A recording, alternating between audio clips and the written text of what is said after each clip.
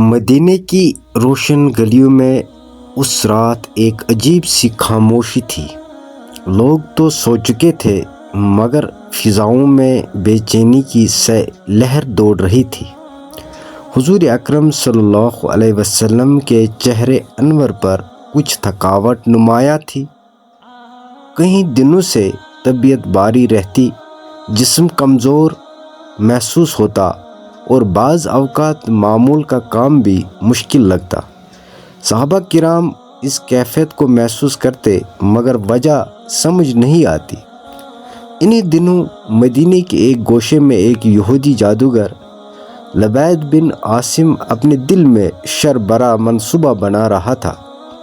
اس کی بہن جو جادو ٹوٹنے میں مشہور تھی، اس نے بھی اس کے اس کام میں ساتھ دیا۔ دونوں نے ایک منصور سازش تیار کی۔ اللہ کے سب سے محبوب بندے حضرت محمد صلی اللہ علیہ وسلم کو نقصان پہنچانے کے لیے جادو کیا جائے۔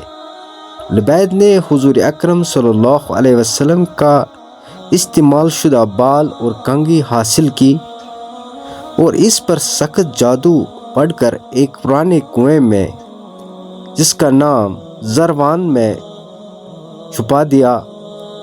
مقصد صرف ایک تھا، حضور اکرم صلی اللہ علیہ وسلم کی دعوت کو کمزور کرنا، اسلام کی روشنی کو روکنا، مگر وہ نہیں جانتا تھا کہ جس ذات کے خلاف وہ سازش کر رہے ہیں وہ رب الکائنات کی سب سے بڑی امانت ہے۔ چند دنوں بعد نبی کریم صلی اللہ علیہ وسلم پر اس جادو کے اثرات ظاہر ہونے لگے۔ کبھی حضور اکرم صلی اللہ علیہ وسلم محسوس فرماتے کہ جیسے کوئی کام کیا ہے مگر حقیقت میں نہیں کیا، کبھی خیالات بکھر لگتے۔ یہ کیفیت صحابہ کرام کے دلوں کو رلا دیتی مگر وہ خاموش تھے، انتظار میں کہ اللہ خود کوئی راہ نکالے گا۔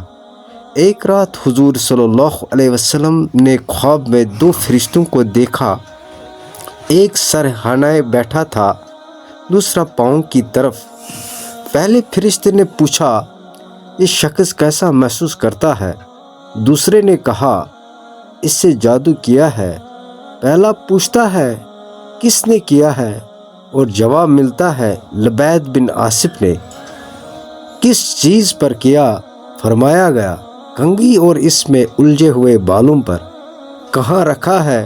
جواب ملا، ایک کنویں میں جس کا نام زروان ہے۔ صبح ہوتے ہی حضور اکرم صلی اللہ علیہ وسلم نے چند صحابہ کو ساتھ لیا اور کنویں کی طرف روانہ ہوئے۔ وہ جگہ دیکھ کر صحابہ کے دل کانپ گئے۔ کنویں کا پانی خون کی طرح سیاہ دکھائی دیتا تھا جو جادو کی شدت کو ظاہر کرتا تھا۔ وہاں سے وہ کنگھی اور بال نکالنے گئے جن پر گرے لگے ہوئے تھے۔ اس وقت اللہ تعالیٰ نے اپنی آخری دو سورتیں نازل فرمائی، سورۃ الفلق، سورۃ الناس نازل فرما کہ جو جادو اور ہر قسم کے شر سے پناہ کے عظیم دعا ہے۔ حضور صلی اللہ علیہ وسلم پر آیات پڑھتے جاتے اور ایک گرہ کھلتی جاتی۔ جیسے جیسے گرہیں کھلی ویسے ویسے حضور اکرم صلی اللہ علیہ وسلم کی طبیعت ہلکی ہوتی گئی۔ آخری گرہ کھولنے تک سارا اثر ختم ہو گیا۔ صحابہ نے عرض کیا، یا رسول اللہ صلی اللہ علیہ وسلم، اس جادوگر کو سزا دی۔ آپ صلی اللہ علیہ وسلم نے فرمایا، اللہ نے مجھے شفا دے دی ہے، میں بدلہ نہیں لینا چاہتا۔ یہ سن کر صحابہ کی آنکھوں میں آنسو آ گئے۔ کیا یہ اخلاق کسی عام انسان کو ہو سکتے ہیں؟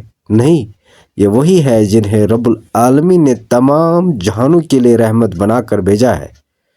آخر میں دوستو، یہ واقعہ ہمیں یہ سکھاتا ہے کہ جادو ہو یا دشمنی، حضور اکرم صلی اللہ علیہ وسلم کا نور اور اللہ کی حفاظت ہر شر پر غالب ہے۔ سورۃ الفلق اور سورۃ الناس ہر مومن کے لیے منصوبہ مضبوط ڈال ہے۔